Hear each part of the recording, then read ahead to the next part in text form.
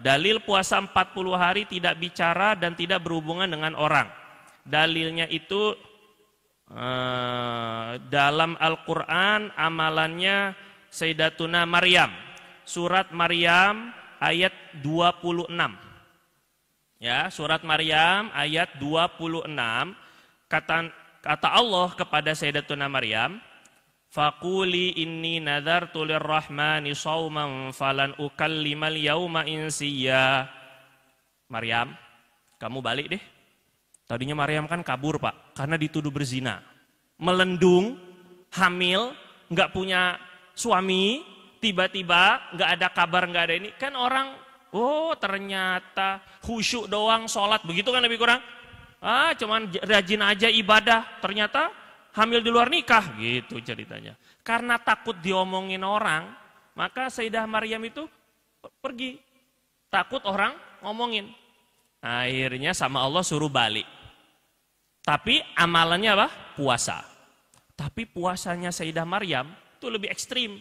Bukan hanya nggak makan, nggak minum, tapi falan ukallimal yauma insiya. Nggak boleh ngomong.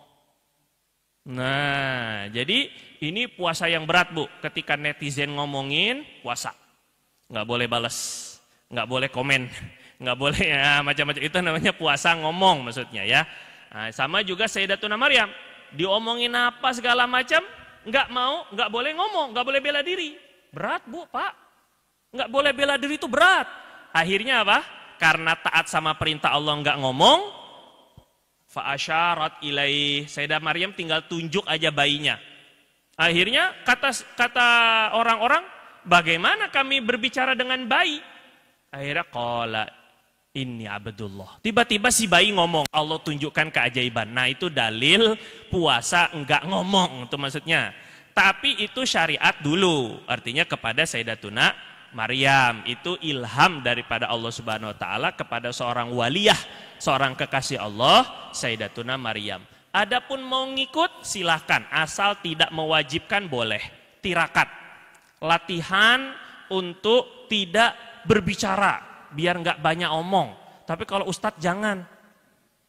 Nah ini bagaimana ini 40 hari nggak khutbah Jumat, nggak ceramah, nggak dakwah, nggak ini. Waduh, kemaksiatan di mana-mana, orang makin malas ibadah. Ditulis akhirnya jadinya kan, Sarawaknya kan jadi. Nah jadi kita kalau mau mengamalkan itu silakan. Tetapi tidak menganggap itu hukumnya sunnah dari Rasul ataupun juga wajib. Jadi boleh-boleh saja. Itu latihan biar tidak ngomong sembarangan. Man kana yu'minu billahi wal yawmil akhir falyaqul khairan aw liyasmut. Siapa yang beriman kepada Allah dan hari kiamat, omongan yang baik atau diam. Nah, jadi diam itu juga ajaran daripada Rasul. Adapun 40 harinya itu adalah qiyas ataupun juga menyamakan dengan 40 hari ketika Nabi Musa dipanggil Allah. Arba'ina lailah, 40 malam.